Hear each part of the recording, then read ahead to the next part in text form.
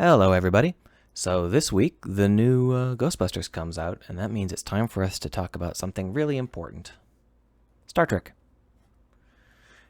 I basically gave up on Star Trek, but I heard that there is a new series on the table, and so, okay, I will talk about Star Trek some more.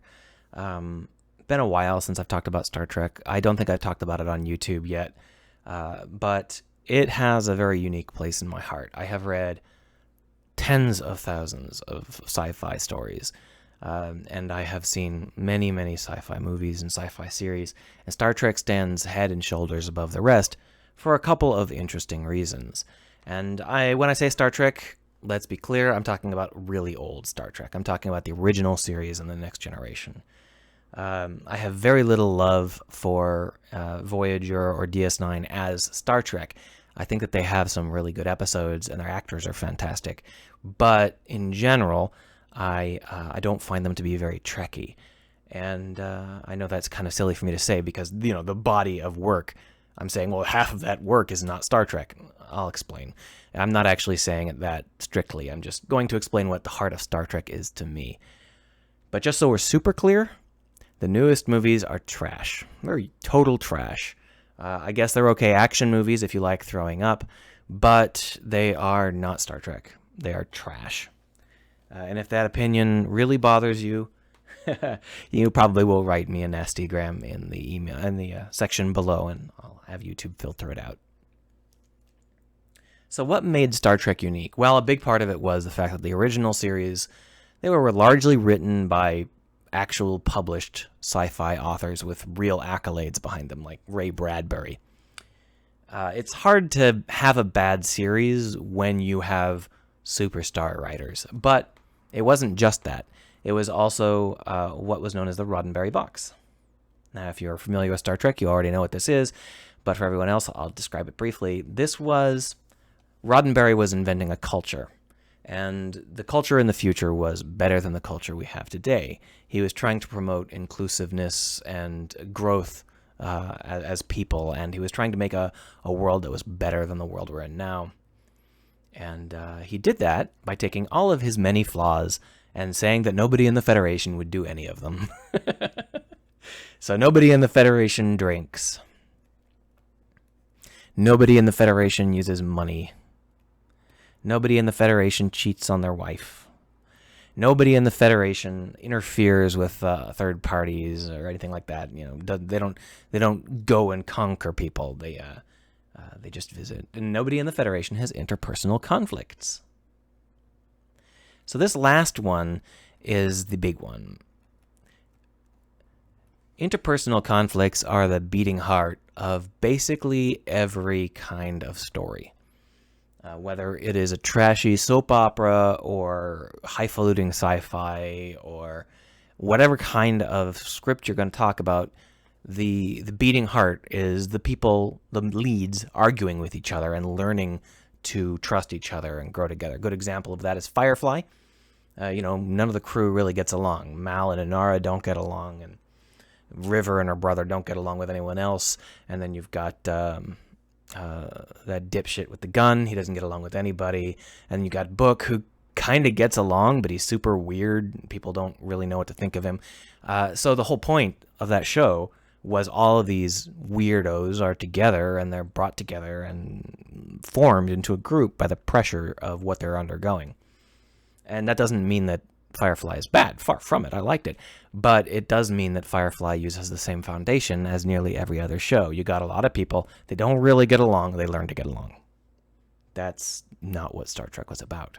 In Star Trek, the people belonged to an advanced culture. Everyone from the Federation was a super advanced culture. They did not fight with each other because they figured out how to not do that. They were mature people who understood how to get along.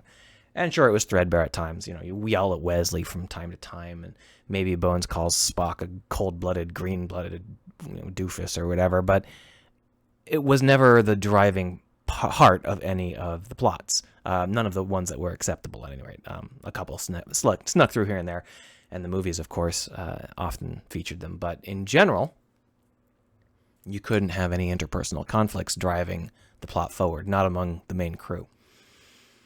And that was kept throughout the original series and throughout TNG, and it led to writers having to write some really creative scripts because they couldn't have that beating heart. They had to have something else.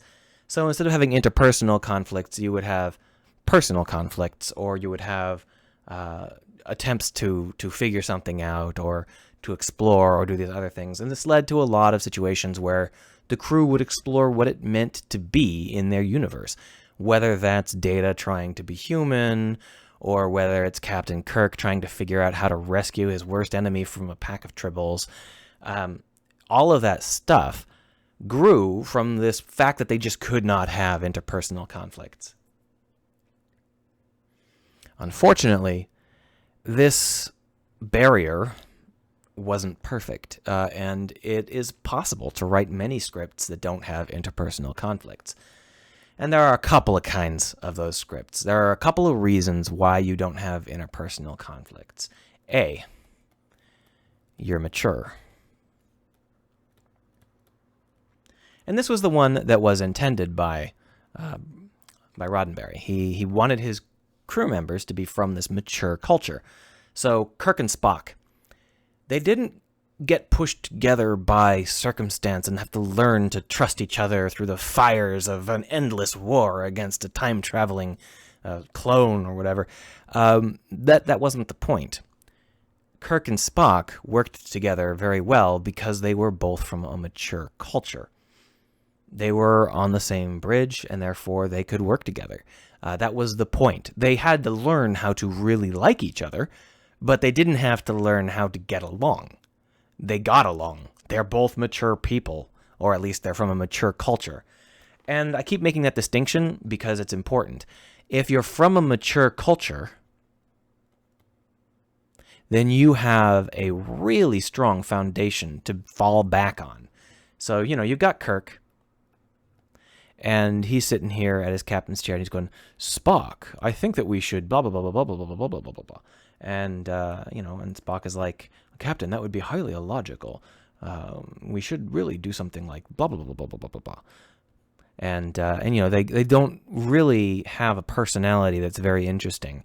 They're very two-dimensional characters. And for a lot of people, that's why they don't like Star Trek. They're like, oh, yeah, the characters are so bland and dull. That was kind of the point, though. Each of the characters was there to show how humanity could work together and get along in this distant future.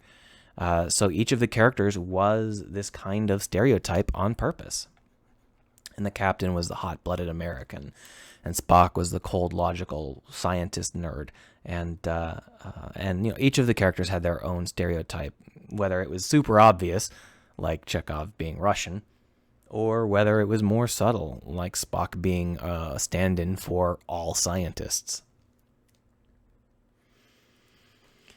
The two-dimensional characters would have been super bad in any other sci-fi series because they don't have any sort of personal complexity to them. Even in The Next Generation, they didn't have any personal complexity to them. Very, very little. Now, eventually they started to explore what it meant to be them, but overall, they were very shallow characters, and you immediately knew the kind of people they were. And you're like, oh, this asshole, oh, this asshole, whatever. But because they were part of this mature culture, their own personal foibles were spice rather than a foundation. The foundation was their maturity. Kirk and Spock are on the same bridge, so they can work together. It doesn't matter which of the crew members you do. Uhura and Sulu are on the bridge. They work together great. Uhura needs to step in and be captain. That's fine. They're all mature people. They can work it out. That's their culture. And that was the whole point of Roddenberry's box. You ground these characters in this mature culture, and you get this situation where no matter what kind of human you drop in, they are now a good person. Whether it's a scientist or a hot-blooded ladies' man or a Russian. It doesn't really matter. You can always find an even ground, a shared ground, because you're sharing this culture, and this mature culture brings you all together. That was literally the point of the original series. And TNG stuck to that to a large extent. But unfortunately, that's not the only kind of story you can write around the idea of not having interpersonal conflicts. Another kind of story you can write is tedious, moralizing. And it would be totally unfair of me to pretend that this never happened, especially once I started taking scripts from non-published sci-fi authors.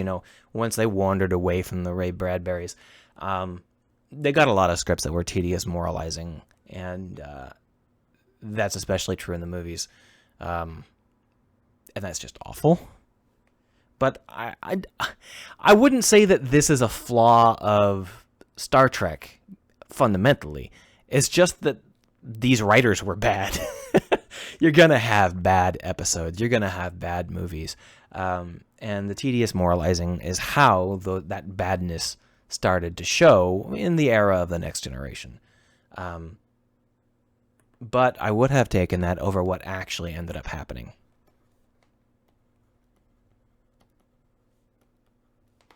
Because the third way that you can write scripts about people who don't have interpersonal conflicts is by just putting them in danger. Now, normally the pattern is they have interpersonal conflicts, then they're in danger, and they iron those out. But the other option is they have no interpersonal conflicts, they're in danger, and they still have no interpersonal conflicts. But everyone knows how to write that second half, the part where they're in danger.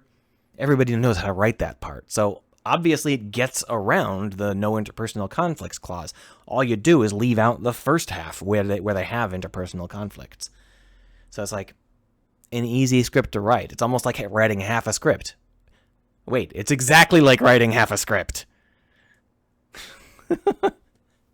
So the Roddenberry box had a serious flaw. It had a problem where you could write around it by writing half a script and just leaving out the part where there was interpersonal conflict. So rather than writing a script which worked within the context of the culture, you would just write a script that happened outside of the culture. And you didn't have to worry about it. And this is why the box was killed by another box. Because Star Trek started to die when the Borg came out to play.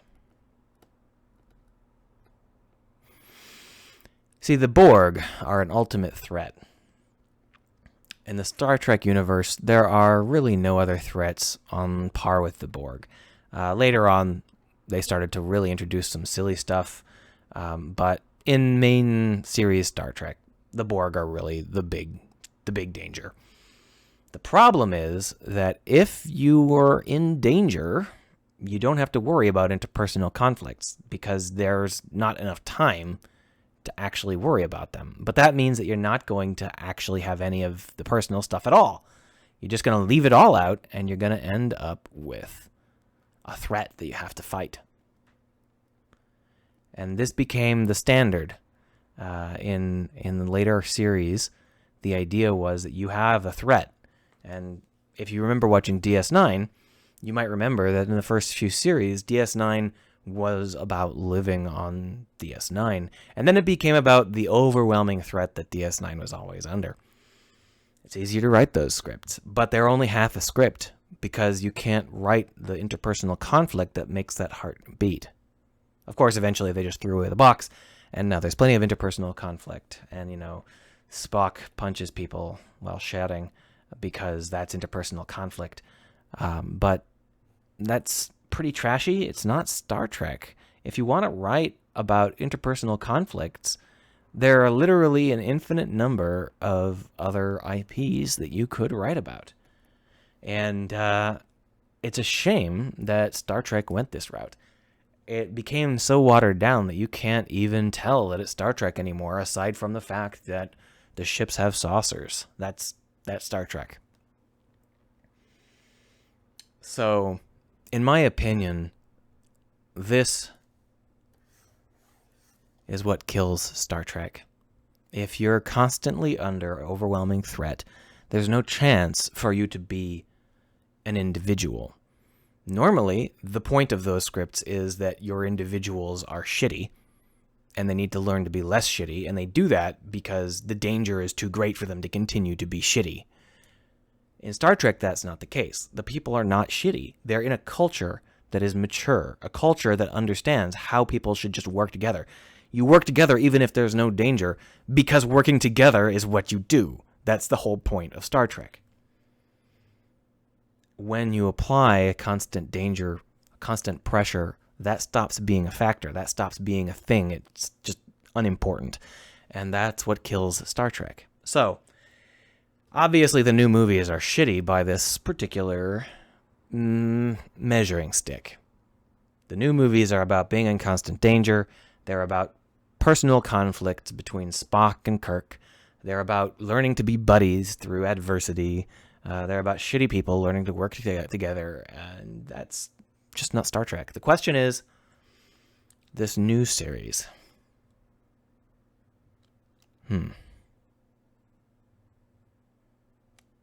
Anyway, that's my thoughts on Star Trek, and it's been a long time since I've posted anything like this, so I hope that you guys are okay with it.